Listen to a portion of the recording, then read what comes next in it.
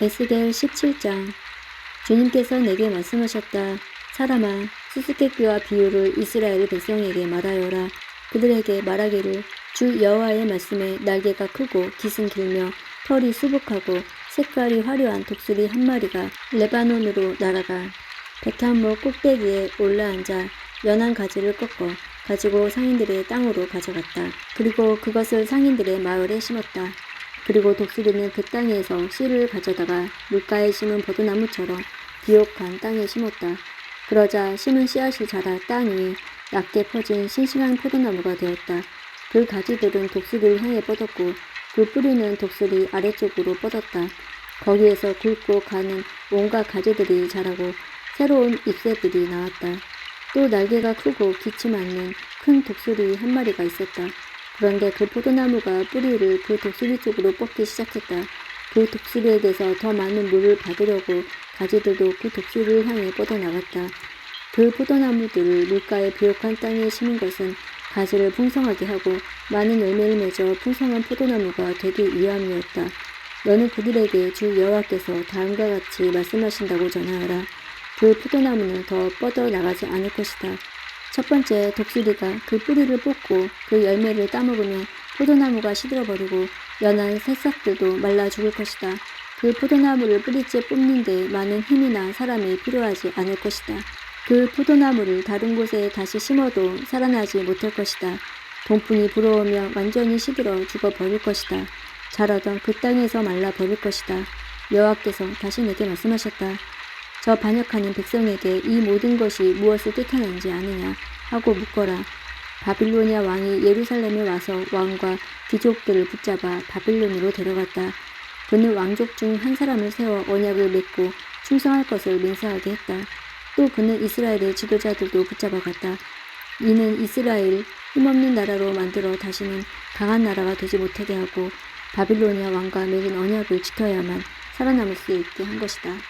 그런데도 이스라엘 왕은 이집트로 사신들을 보내어 말과 많은 군인들을 보내달라고 함으로써 바빌로니아 왕을 배반하였다. 이스라엘 왕이 살아남을 수 있겠는가? 그런 일을 한 사람이 피할 수 있겠느냐? 언약을 어기고도 피할 수 있겠느냐? 나 주 여호와가 말하노라.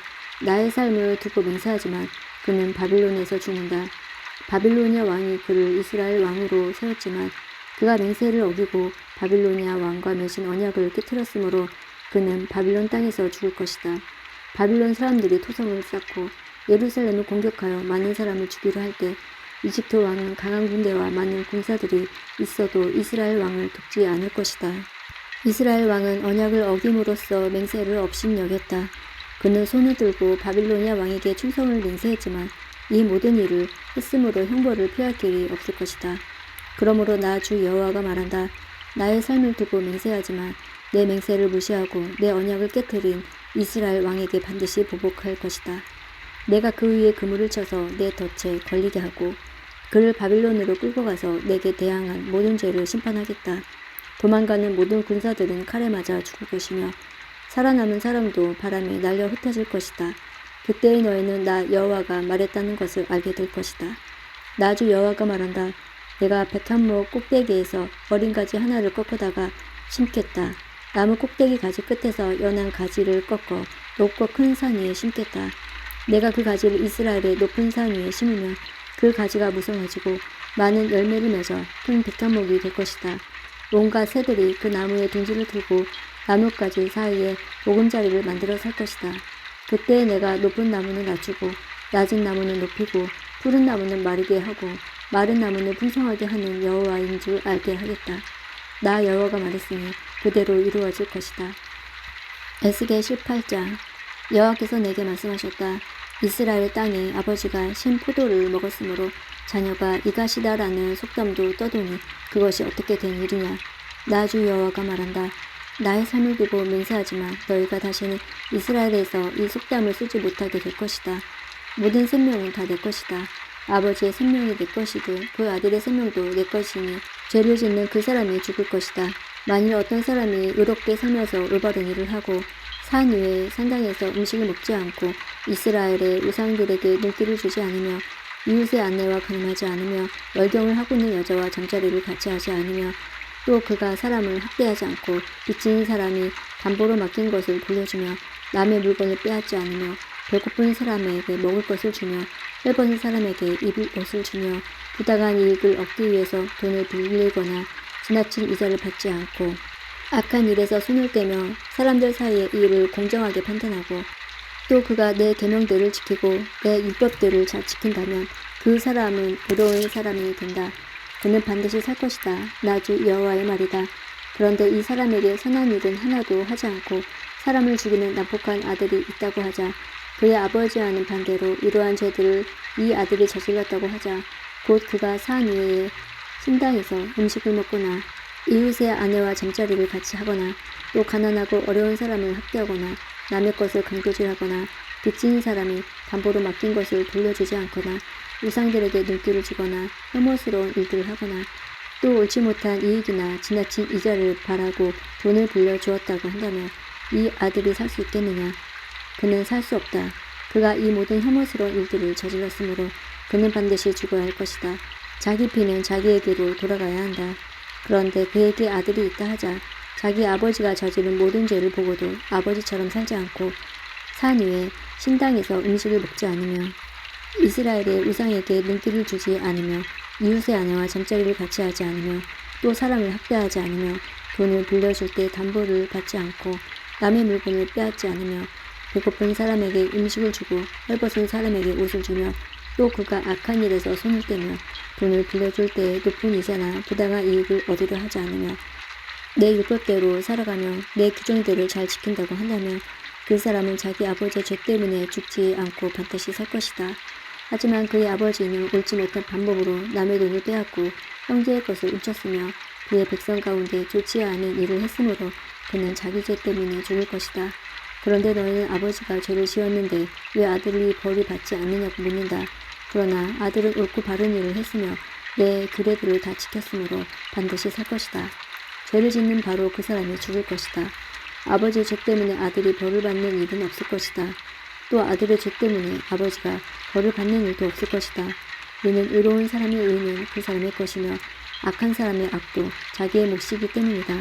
하지만 악한 사람이라도 자기가 저지른 온갖 죄로부터 돌아서서 내 모든 규례들을 지키며 의롭고 올바른 일을 한다면 그는 죽지 않고 반드시 살 것이다. 그가 저지른 잘못들은 잊혀질 것이다. 그가 행한 의로운 행동들 때문에 그는 살 것이다. 나는 악한 사람이 죽은 것을 즐거워하지 않는다. 나 주 여호와의 말이다. 나는 그가 그 악한 길에서 돌아서서 살기를 바란다. 그러나 의로운 사람이 그의 의로움에서 돌아서서 죄를 짓고 악한 사람들처럼 혐오스러운 일들을 저지른다면 그가 살 수 있겠느냐?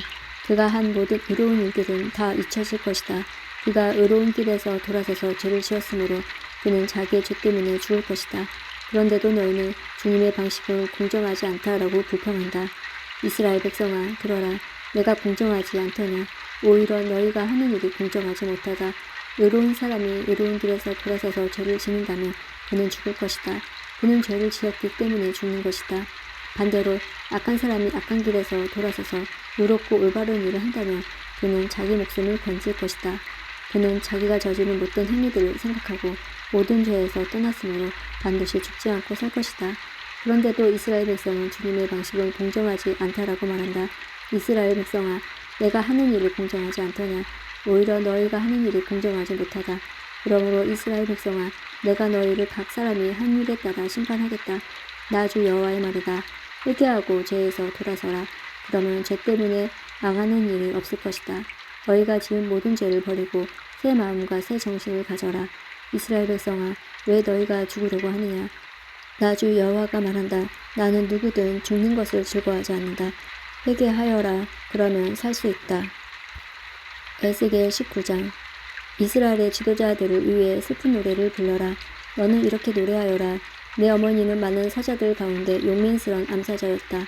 젊은 사자들 가운데서 어린 새끼들을 길렀다. 어린 새끼들 가운데 한 마리를 키웠더니 훗날 힘센 사자가 되어 먹이를 상향하는 법을 배웠고 사람도 잡아먹었다. 나라들이 그 이야기를 듣고 함정을 파서 그를 잡아 갈고리로 꿰어서 이집트 땅으로 끌고 갔다.